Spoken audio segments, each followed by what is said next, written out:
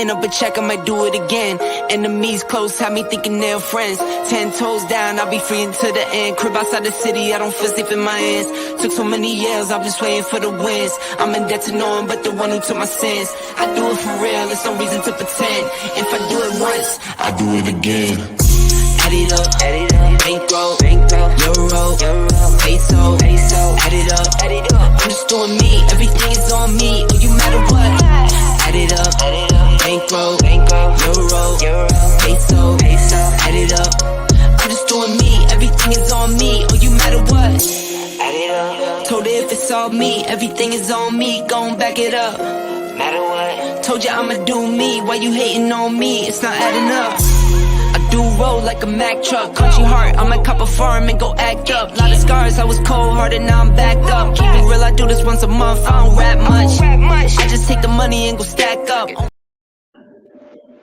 What up, Marie? Hello, Julius. How you doing today, Miko? I am so excited. We are here. It's another Friday evening with Ink to Ink, or Incarceration to Incorporation. And as always, we definitely want to say a shout out to OAA. What that means, Marie? Offender Alumni Association, where we come to empower, encourage, and educate one another.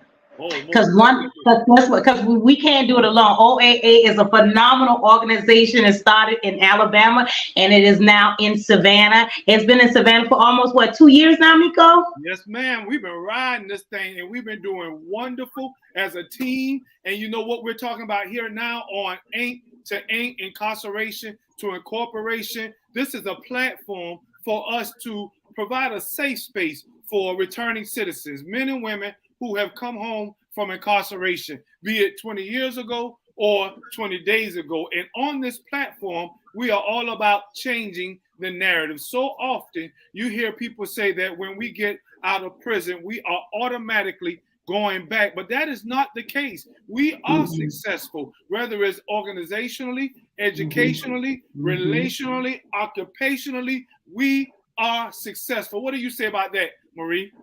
I say that we are. I say that the word recidivism does not take the GDC, Georgia Department of Correction, say that in 3 years that we would re-offend, but that is not the case. People come home and they're entrepreneurs. They have businesses. Julius Campbell is a good role model. He's been incarcerated for 26 years. He's been home now for 4 years, Miko? Yes, ma'am. Been home for 4 years now. He is a married man. He is an evangelist. He's a preacher. He's a speaker. He has a TED Talk. He is a deep. What you are with the deep program, Julius? I'm a life navigator. He is a life navigator. So the word recidivism. I would say something, but I'm not going to say because Miko is on the line. The word recidivism is something that we are really not trying to do. Exactly. And I love that, and that's what we are going to talk about tonight. We simply want to share positive news, productive news, stories, and testimony. Yes, that's right. A man of faith. I call it what it is. Testimonies of success. And one of the primary things that we want to talk about tonight is hope. And what does hope stand for, Marie? Holding on to purpose eternally. Exactly. Holding on to purpose eternally. And before we even start, Marie, let me just give a shout out. Matter of fact, you go ahead, give a shout out to our two partners. Yes, I would like to give a shout out to the man who made it possible for us to have this safe space, Mr. Julius Hall. I really, really appreciate you. The one who says that a debt paid is no longer a debt. The brainchild, Mr. AB, who is holding it down. Recidivism, you said recidivism, he has 3 businesses. He has 2 stores and 1 lawn care business in North Carolina. So that is something that we're really not trying to do. I just want to give a shout out to you, AB, for being the brainchild of Incarceration to Incorporate. So take it back, Mr. Campbell. And you know, I'm so glad that we have these platforms. They provided the platform for us to tell our stories, and we now have the opportunity to provide the same platform to other returning citizens. Why? Because stories matter. Whatever your story, a positive story, it matters. I don't know what you've been through. You may hear Marie's story or my story, but our stories matter. And why do they matter? They matter because when you hear about how Marie was able to do successfully as a mother and as a leader and as a mentor, and then also you hear how I'm able to do these very same things, then that encourages you. No, not only encourages you, it empowers you to be able to make it yourself. So many people think that I cannot do it, but that's why we are here tonight. We want to drive that point home that you too can make it, that you too are successful, that your story does matter. Do not give up hope. You know, Marie, I'm reminded when I was incarcerated that I began to take a gauge, if you will, of the pulse of the, I guess I would say the atmosphere of prison. And I recognized that in those latter 10 years that I did of the 26, I realized that so many men had begun to lose hope. So many men had begun to lose hope. Why were they losing hope? Well, those that had those long sentences, they didn't see any way out. Policies and laws began to push for them to stay in. Society followed the false narrative that we are these animals and that they need to keep us locked up. And so every time men came up for parole, they were denied. And that denial continued to suppress or to pull out that hope, to stomp it out, if you will. And so you can recognize when hope was lessened or people begin to lose hope, violence escalated. Depression came on the scene. Mental health rose. And so I believe that what we needed to do tonight is we needed to encourage men and women on the inside and men and women on the outside not to lose hope, but to continue holding on to purpose eternally. What about you? I love that. I love that whole word, hope. I remember Shell Shock Redemption, Miko? That movie with Morgan. What it is? Shawshank Redemption. Yeah. What y'all heard what Julius said, right? And remember when Morgan Freeman said that hope can be a dangerous thing, right? But guess what? I always say don't lose hope. And guess don't have that gloom and doom. It's the way we go through things, I feel, Miko, when we going through adversities. I feel it's how you go through. And I know that being incarceration is not a good thing. It's not a good thing. Everybody want to be home, but guess what? We have to be accountable. Can I say that, Miko? I would be accountable and be accountable for things. And there's so many things, like Miko said, when he said, stop preparing yourself to come home. While you're in prison, take up different classes. Do whatever it is that you have to do. So when you come on the outside of the walls, you can start preparing yourself to set yourself up for a job, do whatever it is that you have to do. Because guess what? I look, my cousin say, Riri, she said, you so hard on yourself. She said, guess what? 5 years ago, no, it was like, I started driving like 7 years ago. You know, I got my license and I learned how to drive, and I don't have to call no cab and I don't have to ask somebody to take me nowhere.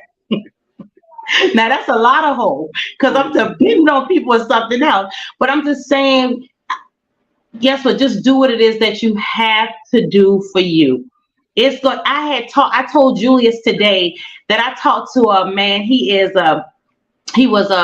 worked for the feds, and he don't feel that people that's incarceration should get a chance, because he said that he have seen people who have did time and got out and reoffend. But guess what I told him? You can't take and say that because that person did that I would do the same thing. You cannot do that. Everybody's story is not the same. Everybody's story. I agree 100%. And as we were talking about that, what we all need to do is to ask ourselves the question: what did I do that I need to be forgiven for. We often forget about that. What's up, Mike? Mike Kelly say he loved what we do, and I appreciate you for being on. But that's what people forget to ask that question. What have I done in my past that I wanted forgiveness for, that I needed a second chance for? And we are speaking primarily of those that are consistent in their character. People do change. And all yes, you they do. listen to the stories that we bring on every Friday to know, yes, people are changing. But so often we are glued to those negative narratives. Let me say that again. So often we are glued to or bombarded by those negative narratives. But that's why Marie and I, Julius and AB, we are all here to constantly bring before you those positive stories of success. What up, Marie? You know what? Guess what? I know Dina. The judge gave her how many years? He said 104. How many years, Miko? It was over 100, yes. How can you even say you give somebody 100 years? But if you take and you meet Dina people, you talking about somebody, that's her. Holding on to purpose eternally, and she is a firecracker, y'all. I'm talking about she hit the ground running, and she is OAA Alabama. But she's going to be on the show. She's been on the show twice, and she's going to be on the show some more to take. And we're going to introduce ladies to you all that are doing things positive and holding on to hope. It's a woman who just got out of prison, Miko. She told me last night, from doing 19 years. Wow. 19 years. So, you have to you have to unlearn and relearn again from coming home from doing 19 years. Because so, Miko, how was it for you when you were 26 years? They feel like you institutionalized, right? They feel like you there from doing 26 years. So when I met you, your mindset was not that way. So how do you feel, after being home from doing 26 years, what was your first thought when you was free? What was your first thought? Second chance. Yeah. That was my first thought. Second chance, and to use it the best way that I can. And if I can just regress for just a moment, I want to go back. We're talking to two sets of people. We're talking to those of our brothers and sisters that are still behind the wall. And then we're also talking to our brothers and sisters that have gotten out and they are moving ahead. Let me start back from my brothers and sisters that are behind the wall. When I say second chance, I thought about representation. I wanted to come out and show the world, if you will, that many of us are looking for that second chance, for that opportunity to show that we have been rehabilitated, if you will. We have been transformed. That's the word that I love more. We have been transformed, as the Bible says, by the renewing of our minds. And now we want an opportunity to show that transformation. And so when I came home, I said, okay, I know that I cannot do this alone.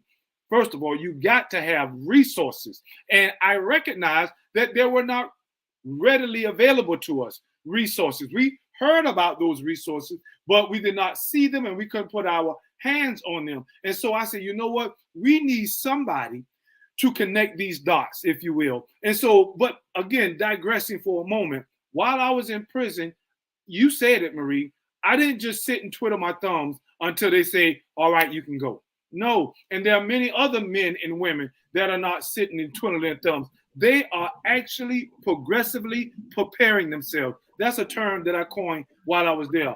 Progressively preparing yourself. What does that mean? Well, if I kept holding on to purpose eternally, I said, I know when I come home, I needed to be prepared.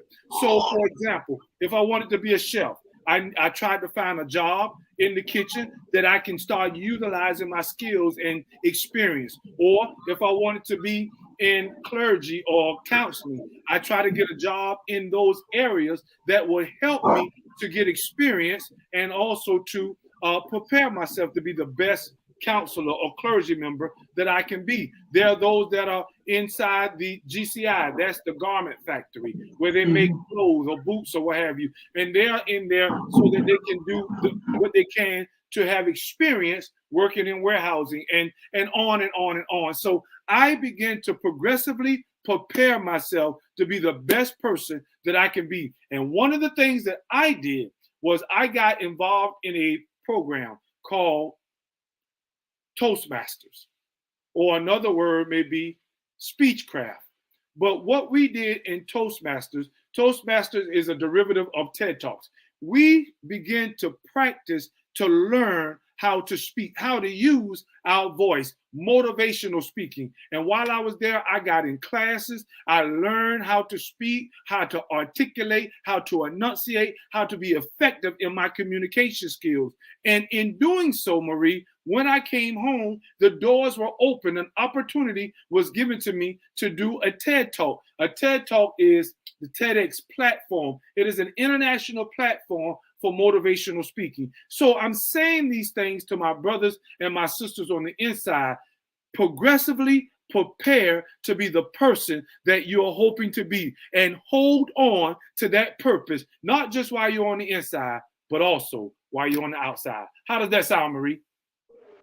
I think that sounds awesome. That is wonderful that you took and prepared yourself, because guess what? It shows how prepared you are. You speak very well. Matter of fact, tell the people where you're going to speak the weekend coming up, Julius Campbell. Oh, that is a blessing. I was given an opportunity next week to speak at Emory University in Atlanta, Georgia. And Emory, we know, is one of the medical colleges. And what they're asking us to do is to talk about our lived experiences as it relates to public health and the link to incarceration. And what I love about Emory is they're not simply just doing research, but they're actually allowing the opportunity for lived experiences to come in and share their stories. Again, as I've told you, brothers and sisters, your story matters. So prepare to tell your story right here on this podcast. We'll give you an opportunity every Friday to share your story. And that talks about the inside. Marie, you and I, there are many Maries and Juliuses and Julius Halls and ABs and Frederick Greens, Paul Thompson. There are many of us who are ready at this moment, many that have prepared, many that have trained, and they're ready to come. They just need an opportunity. And that's what we advocate for so much, is that opportunity for the doors to open and for men and women to come out and utilize the platforms that are offered to them. I like that word, opportunity. It's a lot of women that are in prison that I know of that is just looking for the opportunities for the doors to open. Women that I know that have been incarcerated for a very long time, and they have prepared this. I've seen them. They're prepared themselves, and they're preparing to come home. And the doors will open where you will have a chance to have the opportunity to maybe one day, if you don't share your story on this platform, you will be able to share your story so that you can be a hope for someone else. That's what Julius said when he said your testimony. If you see that Julius can make it and be in the same mind after serving 26 years. Now I'm not talking about 1 year, 2 years, 3 years. He did 26 years. And I'm talking about, if you meet him, he's a phenomenal brother. He really is. He gets on my nerves real bad sometimes, but he is a phenomenal person. He really, really is.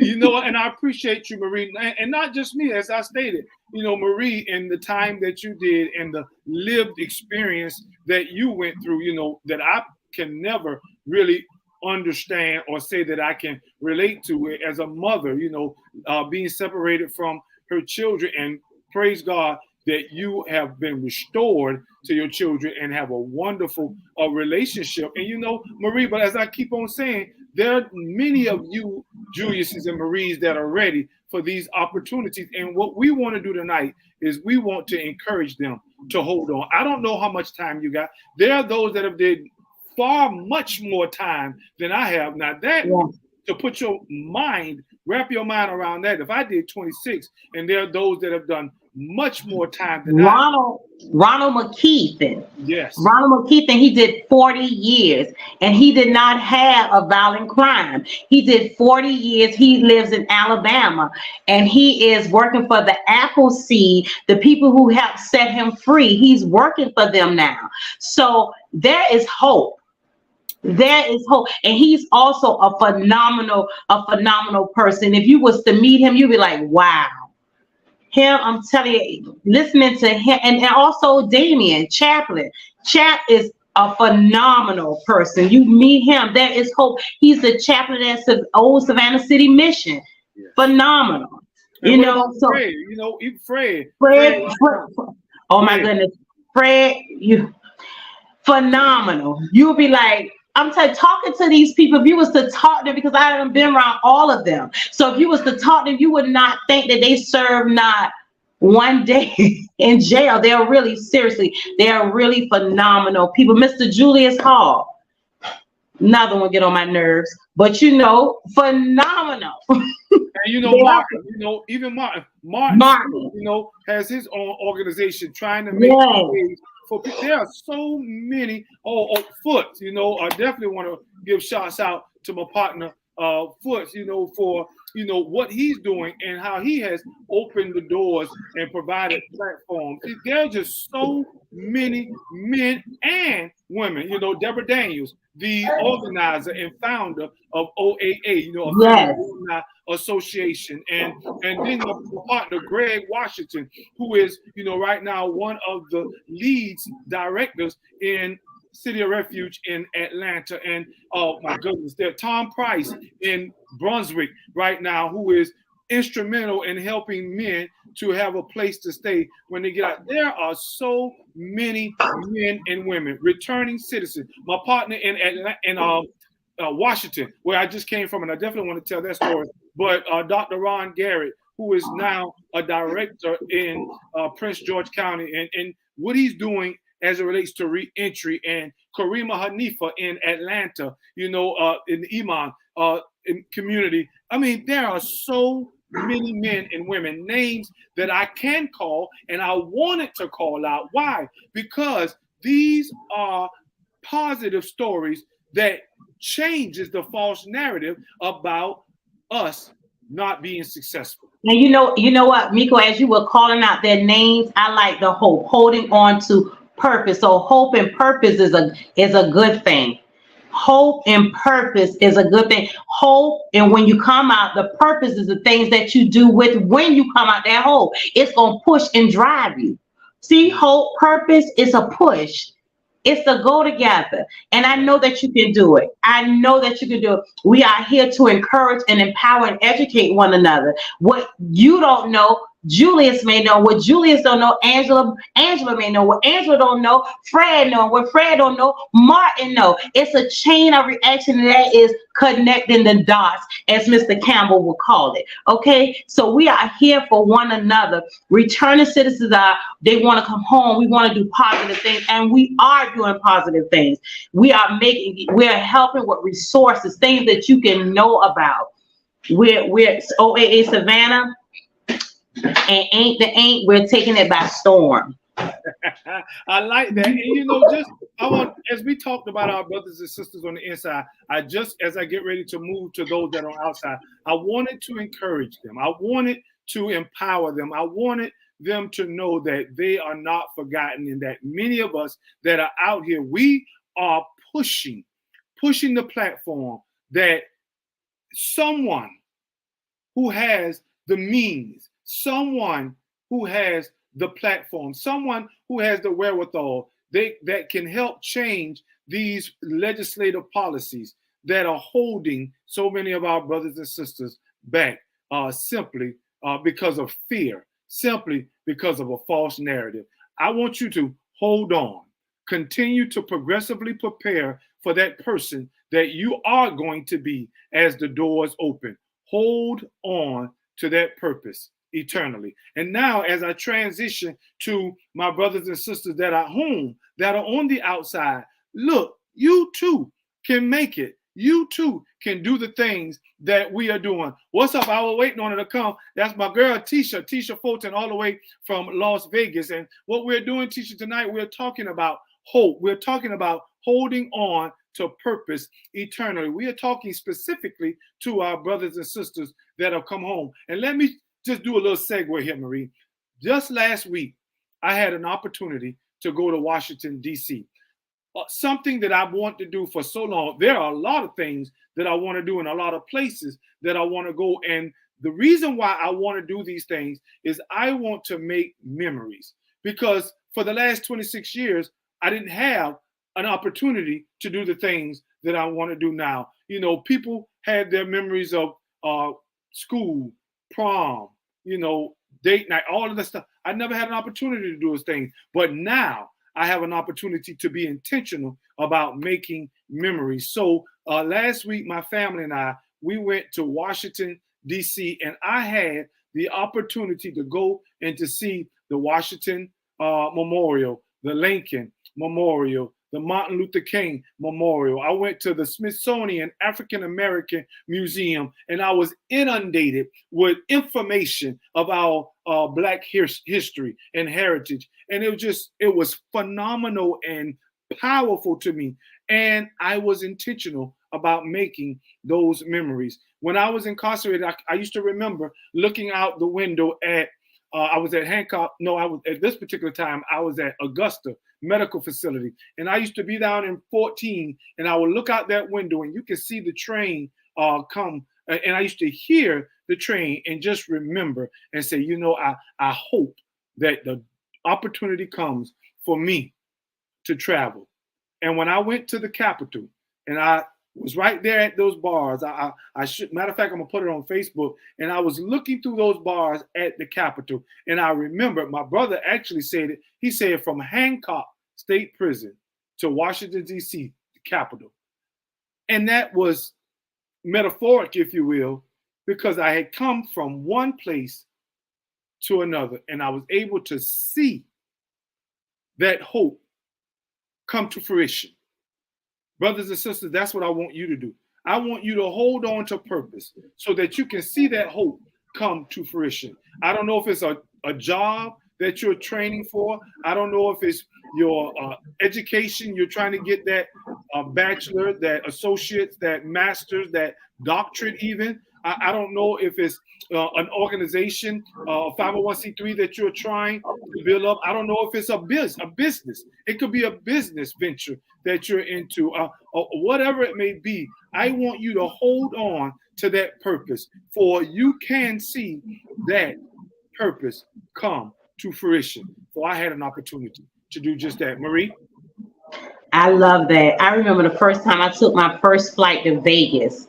Oh my God, 4 hours. 4.5 hours. It's an experience, especially if you never flew before. So my first flight to Vegas, I have been to all parts of Florida. It's good to just get out and just to be, to take a deep breath and just be who you're supposed to be, a human being. It feels very good, you know. And an opportunity presents itself, travel the world. Migo, I want to go to Dubai, but I know the rules, the laws over Dubai. That's a long flight. I don't want to be in the air that long, but I want to go to Dubai.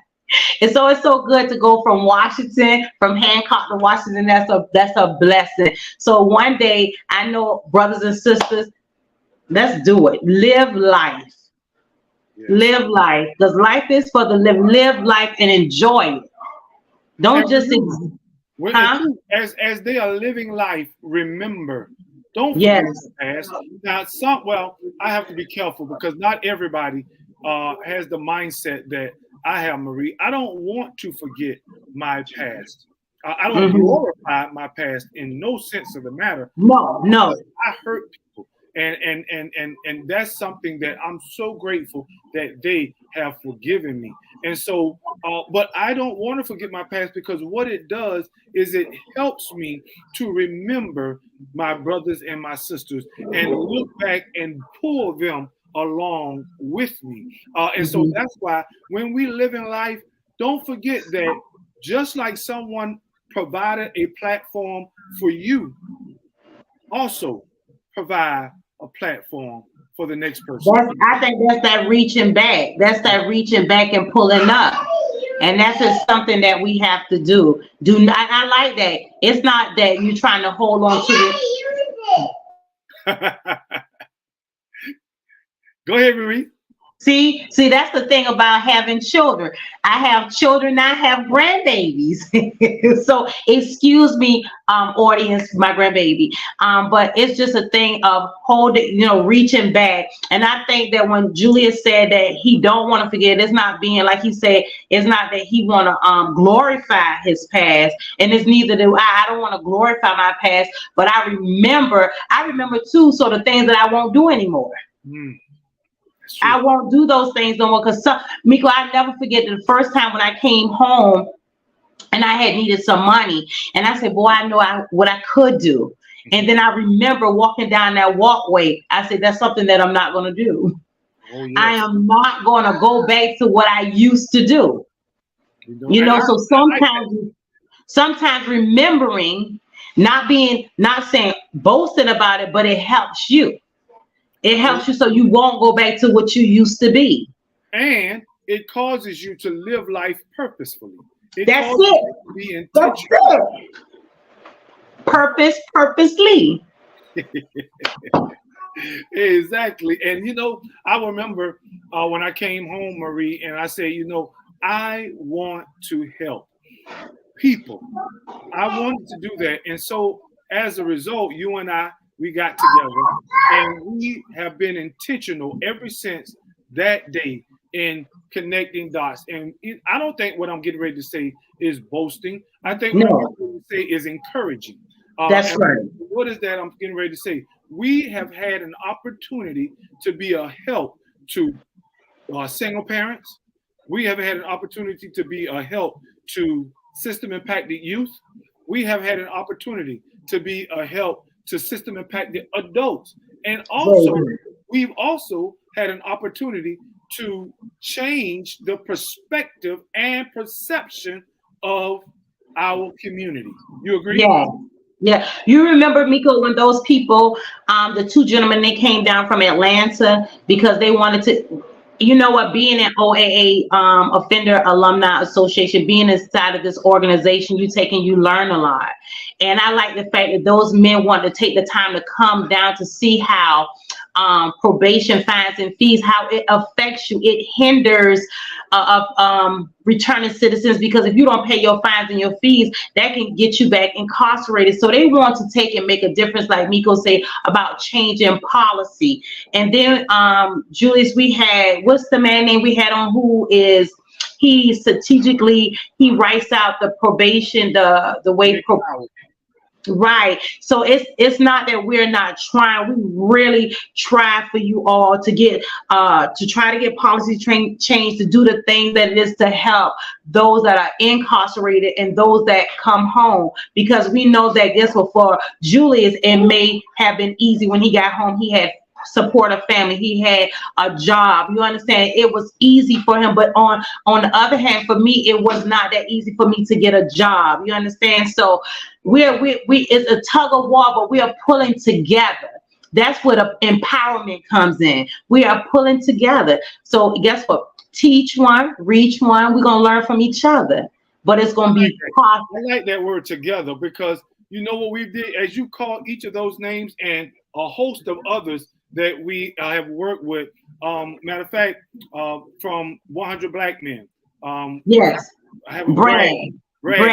Opportunity to work with Brad. Having an opportunity to work with WAN's Organization of Safety and Neighborhood Engagement. George John Bush and Isaac Felton and Miss Lott. Having an opportunity to work with TIP, Talent Individuals with Power. Angela. That's right. Having an opportunity to work with Youth Intercept Program, Tree, Marlon Knight and Sylvia Spalding, and Miss Kathy, having an opportunity ability to work with multiple people. And what we've been doing, you know what, Marie, is we have been making sure that we kill that silo mentality. That That's right. that we're going to do it by ourselves and not worry about other people.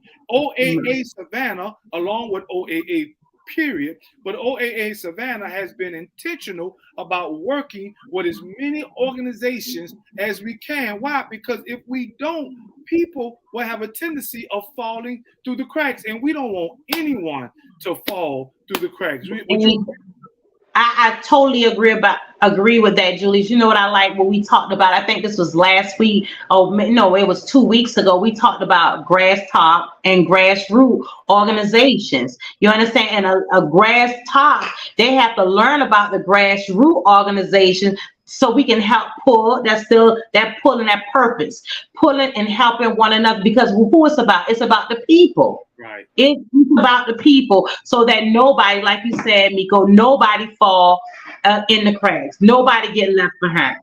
Exactly. Because yes, so I'm totally in agreement with that, and I just want you all to be very much. I want you to be encouraged. It's, you know, I'm not saying it's not. I can't speak for a man. I'm only speaking for a woman, because I've heard many women that, like, it's women that are incarcerated whose children are in foster care, and they need, and when they come home, they say, one girl said, she said, Maria, I'm up for parole, and I'm going to get my kids back. And I said, well, this is what you do, because I went through defects. I went through going through with defects. And so I told her, I said, this is what you do, and this is how you act. And I remember she wrote me, she said, Maria, I got my children back.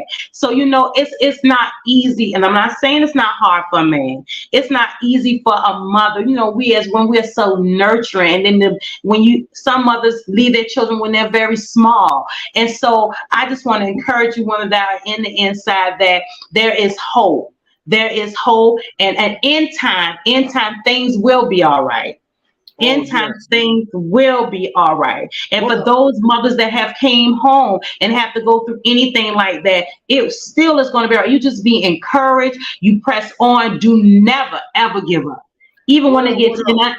Marie, I see. Hold on. I just want to make sure we introduce. What's up, Anthony? Anthony Jackson is watching, and specifically we are speaking about hope. And what does hope mean, Marie?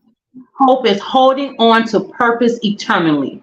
And that's what we're trying to do. And we're speaking to our brothers and our sisters who are still on the inside, be it jail or prison. We want them to know, listen, hold on, don't give up, progressively prepare. There are those of us on the outside that's representing you, and we're representing you well, providing a platform, connecting the dots so that those resources will be available when you touch down. But we're also, Anthony, talking to our returning citizens who are now home, and they're trying. They're toughing it out. They're persevering. They're enduring. And we want you to know also to hold on to purpose eternally. Go ahead, Marie.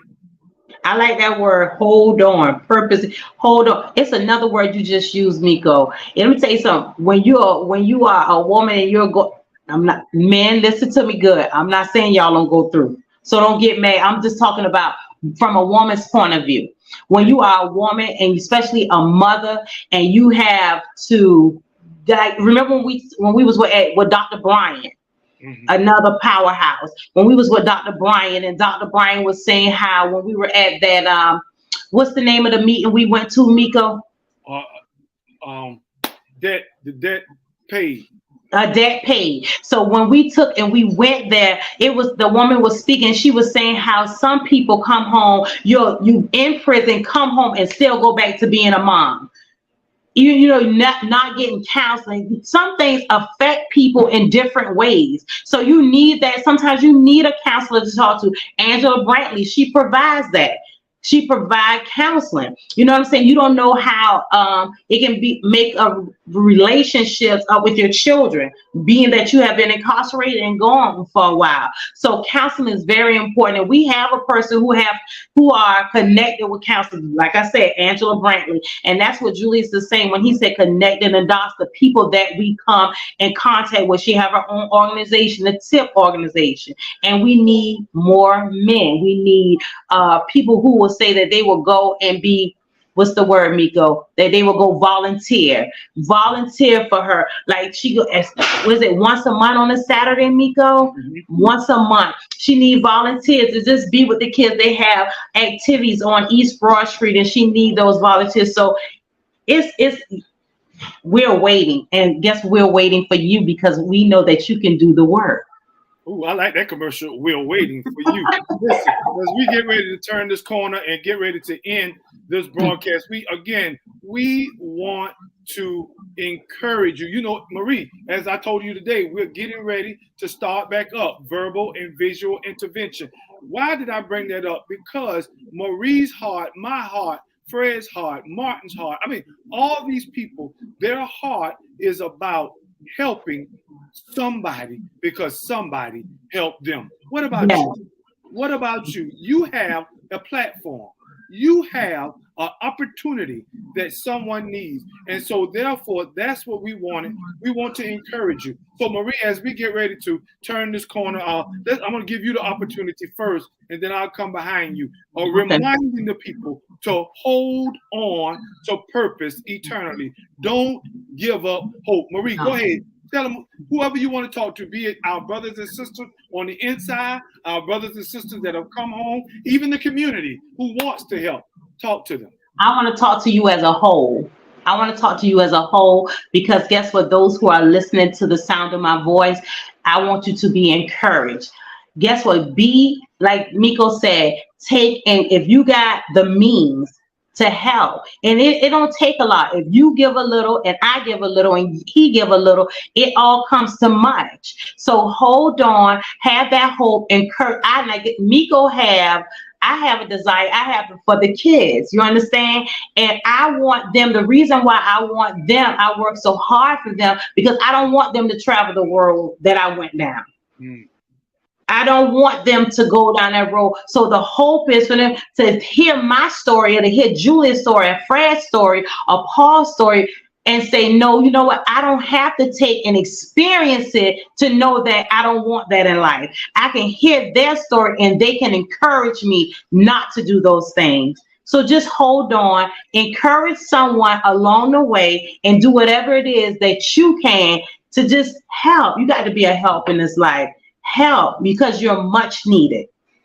Oh, thank you. And listen, for me, you know, I'm going to go on a little journey for a moment, but I simply want to encourage you as well.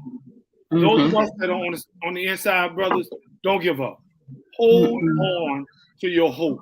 Don't let the time, don't let the culture, don't let the policies, don't let your environment, don't let circumstances and situations, don't let them rob you of your hope. You can make it. Hold on to that purpose. You already know what you're going to be, what you want to do. Continue to progressively prepare to be that person that you want to be and that you even see yourself being, and the door will open. But also, those that are on the outside, I want you to remember something. Somebody helped you. Don't you forget. Somebody helped you. Help somebody else. Whether it's to connect the dot, whether it's to provide a platform, whether it's to speak a word, whatever you feel that you can do at that moment, do it. Because that's what we are here for. We are not to forget about our brothers and sisters on the inside. We are to represent them well so that when they come, others will welcome them. Because as Marie stated, we want to provide an opportunity for people to have a smooth transition into society, not a difficult one. And so therefore, that's what we want to talk to you about today. We wanted you to hold on to hope. And Marie, read it one more time. What is hope? Hope is holding on to purpose eternally. Holding on to purpose eternally. I want to leave you with this. I say it often. I might have started out wrong, but look at us now. We are finishing strong. Yes. You can finish strong. Thank you. We'll see you again next week on another edition of Ain't to Ain't. See you later. Good night. Good night, Miko.